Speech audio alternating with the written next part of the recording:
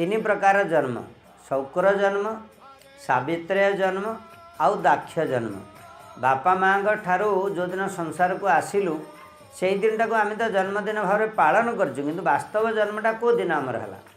जो दिन भगवान को आम परिचित हेलु गुरुदेव आमको जनइले आ साक्षात भगवान का स्वरूप अभिन्न वस्तु भगवान ठारू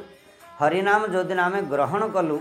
गुरुपाद पद्म ठारू दीक्षा ग्रहण कलु माने दाक्ष जन्म वास्तव में से ही जन्मटा हूँ सत्य जन्म ना माने से दिन आम परिचय हेलु आ बाकी जो दिन जन्म है खाली बीतेचु राति दिन कटिला दिन केवल गणीचु किंतु भगवान सहित संबंध है साधना आरंभ है हरिनाम सहित परिचय है नाम रस आस्वादन है से दिनटा को कौन आप कैलकुलेशन करेंगे जे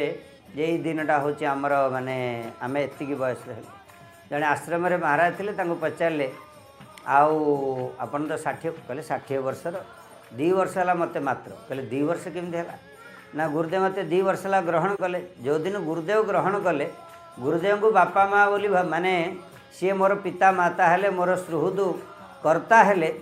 से दिन ठू मु मोर मंगल करने चेष्टा करुँची आ सी मोर मंगल करेंगे तेणु से समय मोर जो व्यतीत है यही समयटा सठिक भाव में व्यतीत हो बाकी जिते दिन गला खाई खाली रक्त मांस बढ़े शरीर को बड़ कर